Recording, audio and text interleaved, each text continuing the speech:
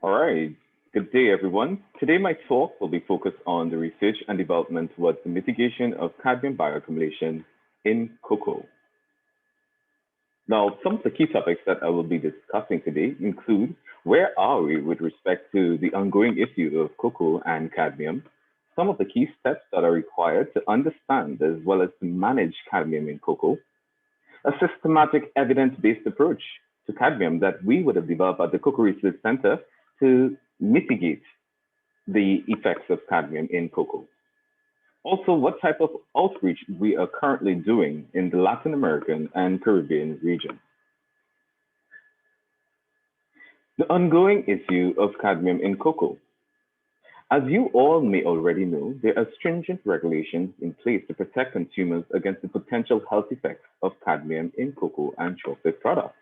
Some of these stringent regulations include one given by the POP 65 in California, USA, which was introduced in 2018, one in the 2019 by the European Union, and also most recently one by Codex Alimentarius, where they have recommended new maximum permissible levels to be introduced pretty soon.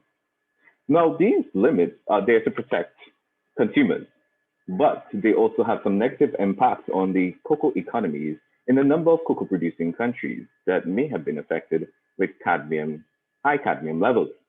And when we speak of the cocoa economies, we speak of their revenues that they usually earn from exporting their beans, as well as the effect on the livelihoods of many farmers that exist within these countries. So where are most affected by this cadmium issue?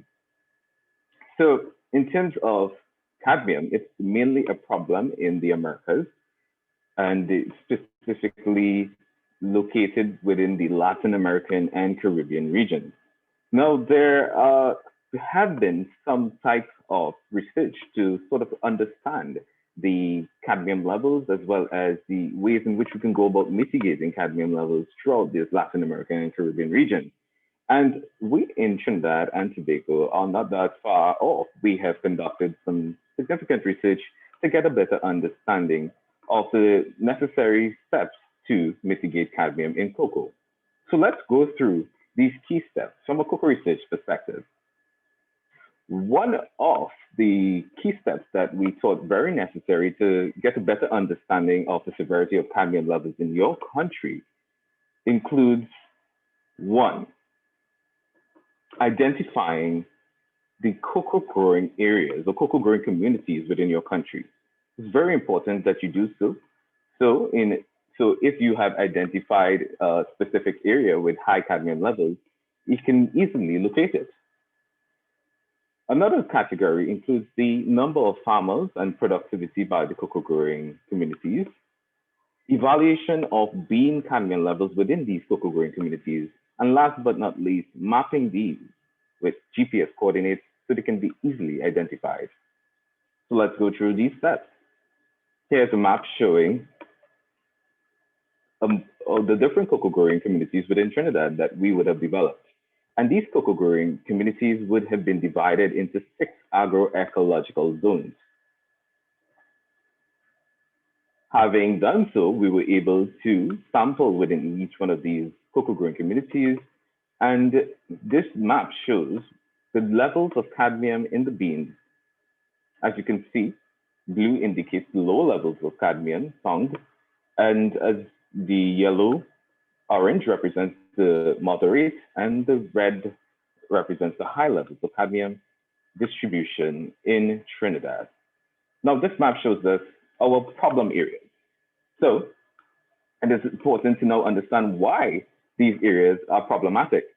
And this is where we go to the second step, which involves a diagnostic study, where we can understand the factors that contribute to cadmium uptake. It is important to remember that the main route of cadmium uptake into the cocoa plant is through the soil. So that is one of the first factors that we will be focusing on. What are the cadmium levels in these soils within these different or problematic cadmium areas located in Trinidad? So it's important to sample the soils simultaneously and then analyze for total and also the available levels in the soil and map these so we can have a clear understanding. Also, what are the sources of cadmium coming out from these areas? Can we go about mitigating or preventing any further source contributing to cadmium uptake in these locations? As you can see from the photo, we have certain areas within Trinidad that could have been flooded. You also have the occurrence of other additional anthropogenic sources, such as fertilizers and manures that can contribute. And it can be a natural issue as well. Another area of soil factor includes the physical chemical properties, and these more or less define, properties that can further enhance cadmium uptake into the cocoa plant. For example, pH. If the pH is low, you can have enhanced uptake if your organic matter is low. Similarly, deficiency in micronutrients such as manganese, iron, and zinc, salinity, the texture of the soil can all influence cadmium uptake into the cocoa plant. These should also be well mapped to get a better understanding. This shows the map that we would have developed for the cadmium levels in soil throughout Trinidad, and the map clearly identifies the low cadmium areas as well as the higher cadmium areas highlighted in red. So having done this, we would have associated which areas may have been due to natural contamination and also the others due to anthropogenic sources such as fertilizer application, flooding, as well as manure and other types of contamination. Also, we looked at some of the physical chemical properties of the soils. As I would have discussed earlier, these are additional factors that can further enhance uptake. This map shows a pH throughout Trinidad. And as you can see, the red denotes the higher levels of pH in terms of it's much more acidic. Then you have the greenish color showing the less acidic areas. Now recall that pH is one of the factors that contributes to enhance uptake into the cocoa plant. Now, the other factors would have been developed as well to give us a clearer picture of what may be some of the potential causes of cadmium uptake within these problematic areas. But please note that the issue of cadmium uptake into the cocoa plant is a multifactorial problem. It doesn't necessarily mean that one factor may be causing the issue in every location. Each location may have a different factor that may cause enhanced cadmium uptake. Thus, it is very important to look at each factor separately and determine what is the problem or the factor and use those factors to come up with the necessary mitigation solutions. Here's an example of this. Look at the cadmium levels in the beans in the circled area. As you can see, the blue color denotes that it's a very low level of cadmium. If we were to now take a closer look at the soil levels in that particular area, you would expect that it's low. But as you can see in the map, the red color denotes that there's a high level of cadmium there. So it's like, what is going on? Maybe there are additional factors that contribute to cadmium uptake. Here you can see the pH levels are also quite high, meaning that it's very alkaline. So it's not pH that is causing the problem in that particular location. So there's the need to really understand additional factors that may contribute to enhanced cadmium uptake and closely zone into them before identifying your mitigation solution. In addition to soil factors, there are genetic factors as well. It's very important to evaluate cocoa varieties for cadmium uptake, as they have been shown to demonstrate variability. A study done by Lewis et al. In 2018 was able to identify this. And he would definitely be expressing a little bit more understanding in this area in one of the further presentations today. The next step would be to develop mitigation strategies based on our diagnostic studies.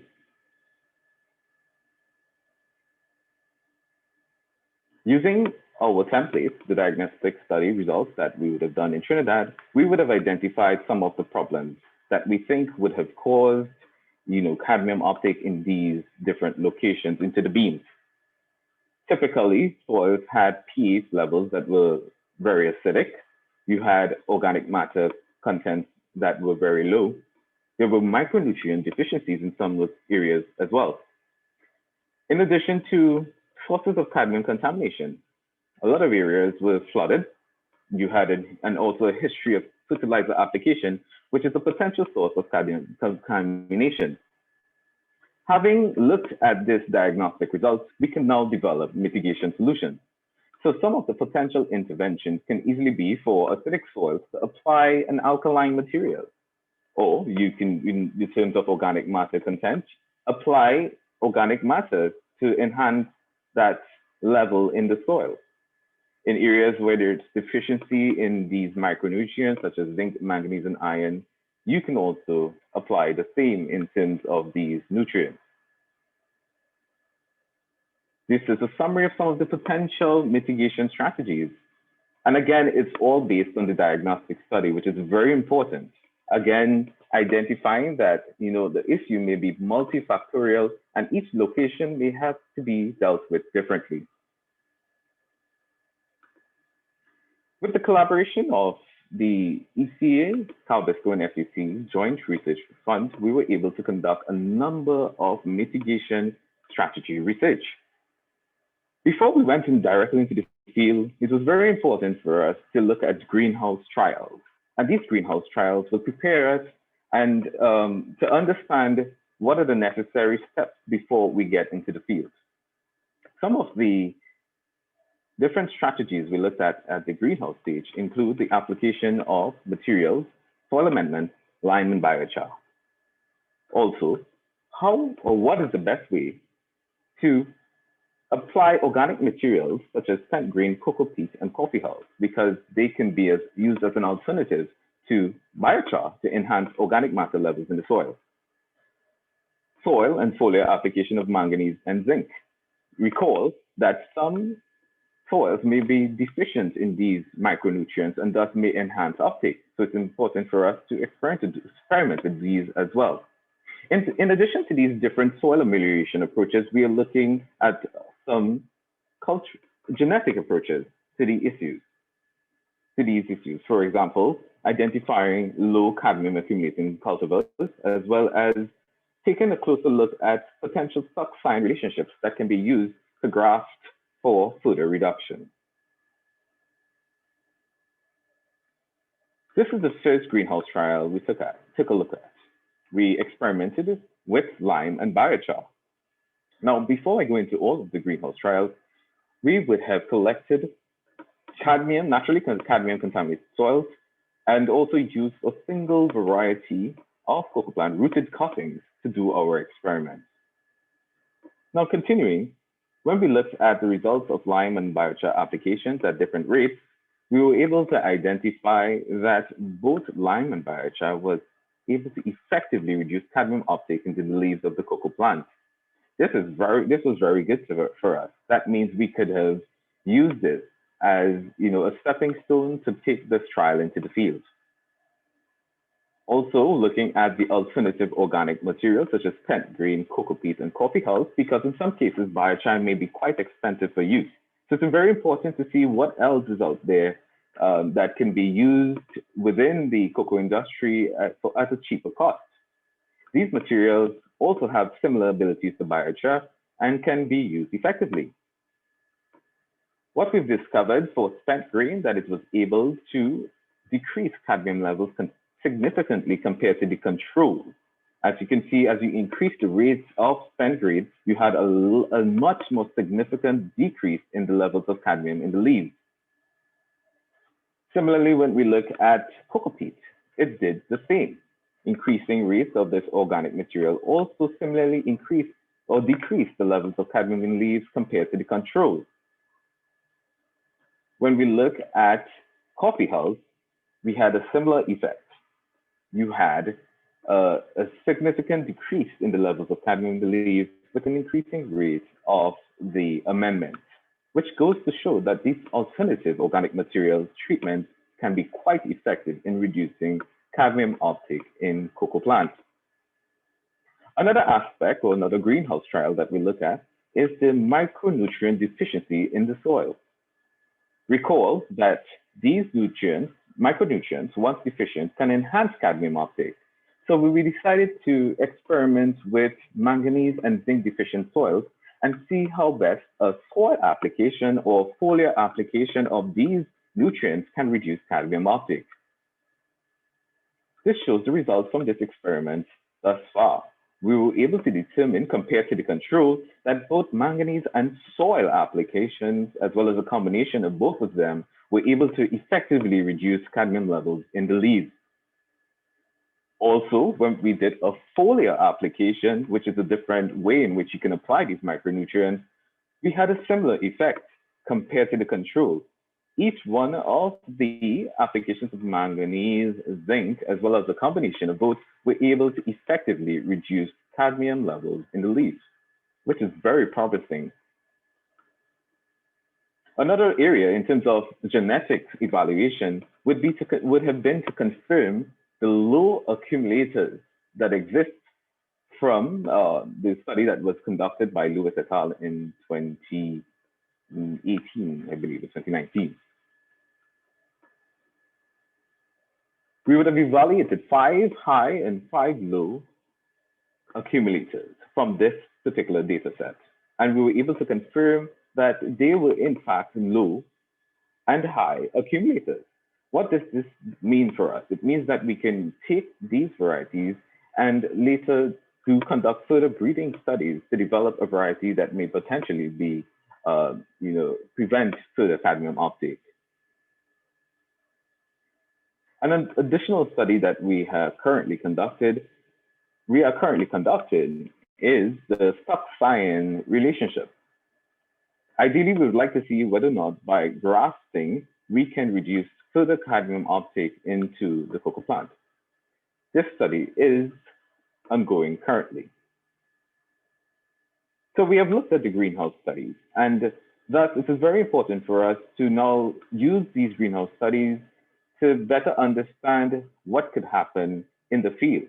Now, the field is a different environment. You have a different environmental conditions can affect cadmium uptake. Therefore, we decided to take a closer look at the soil application of lime and biochar. Also, what are some of the different application methods that could be necessary to enhance the effectiveness of treatment, as well as coppicing, which is basically chopping down the cocoa trees. Let's elaborate a bit further. The first field trial that we conducted dealt with the effect of soil application of lime and biochar on the cadmium levels in the cocoa trees. As you can see, we did a surface application, which is basically done by tilling the soils around the tree and incorporating each amendment. Having done so, these were the results. Here we can see that for lime application, we were able to effect a significant reduction in the cadmium levels in the first 4 months of application. Unfortunately, subsequent to that, there was an increase in the cadmium levels again in the leaves. What this told us is that there are challenges in the environment based on application. There could be rainfall factors, and the fact that the material wasn't incorporated sufficiently in the soil. Therefore, further research needs to be conducted in that particular area. Similarly, with biochar, it was able to maintain a reduction in the first 6 months, but subsequently, the effect was lost due to possibly environmental conditions. Therefore, we decided that we should look into further application methods to see how best we can effect a proper methodology to incorporate these amendments. First strategy or application strategy that we would have looked at is the surface application, which is what we would have done previously. We also added in something called soil injection, using a soil injection system that was able to pressurize the material into the soil. We also had a method called the auger application, which was done by creating different holes around the tree with and filling a slurry of the material, which would allow it to filtrate over time. And the results are as follows. As you can see from the different graphs, particularly for, let's start with lime, soil injection, the orange, was very much more effective than the others. You also had the soil application doing pretty well, but compared to the control, the auger wasn't as effective. Similarly, the same trend was shown for biochar. You had the soil injection system being quite effective, and similar where the surface application was next, but the auger was quite similar to the control, which shows that it wasn't as effective as the others. So soil injection may be an excellent way to incorporate these materials in the soil to increase the effectiveness of application to reduce cadmium uptake into the cocoa plant. Another very rigid, or what we call extreme strategy, is the effectiveness of coppicing.